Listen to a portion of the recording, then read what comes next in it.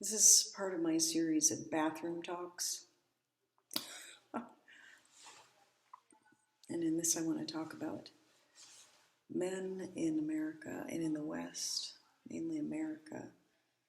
And it seems pretty clear to me that, a lot of women fault men for so many things they have done in the past, that ways they've been. I remember, you can even watch movies from the 70s, like 10. Dudley Moore uses that term, uh, um, chauvinist pig, or chauvinist, and that was being used, and and now that kind of language has gone out of our conversation. But the idea that of being a chauvinist, being not fair to the opposite sex, and there's been all kind of complaints about men in the past. So as I see it, men have made just this, especially during that time, like the 70s, this great attempt to better themselves. I know a lot of men during that time are like, okay, I want to embrace women's emancipation, and like, I'll marry someone, I'll support whatever she wants to do. It'd be as important what she wants to do as what I want to do, etc., etc., etc. And as I see it, men in the West or in America especially, have tried so hard to better themselves. And I remember talking about the new man, talking about like the younger generation, younger than mine, and not to say anything negative about my generation. I know there are a lot of men of my generation who are really wonderful men, but just that, talking about the new man, and that this was the kind of man who was, I'm just not gonna let go of everything in the past, and now I'm gonna move forward and be a better man.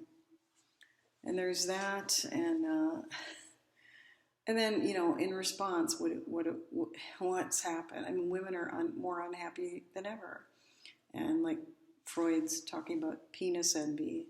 They have more penis envy than ever. And so they're in competition with men, which is not just totally inappropriate to be in competition with the opposite sex. Because like one reason I've found friendship with men better is because that element of competition isn't there in my relationship with men. The men that I've known, and that's what should be really nice about relationship with the opposite sex, is we're not there. There's not really any comparison. But so we don't talk about chauvinism. Men have better themselves, and then you have women now. There's just rampant lust, perversion, homosexuality.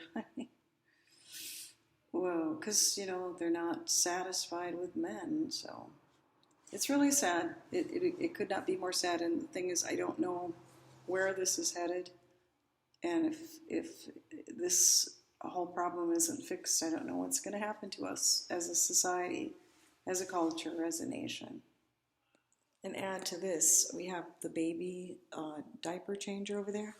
Add to that women, in addition to everything, I mean, today our women in America just have picked so many negatives, in addition to everything else, they still have the idea that you're not validated unless you have kids. And like, they'll have a kid, and then they'll, to other women, they'll be like, I have a baby and you don't.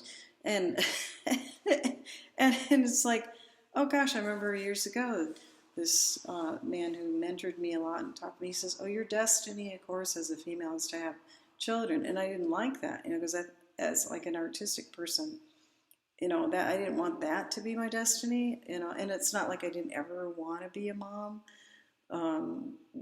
at all. And just, if I was in the right relationship and things were good, but I just, so long ago, I mean, we're talking like the 70s again, had, decided that you didn't have to have kids to validate yourself. And yet today, like, younger generation is just the same old thing.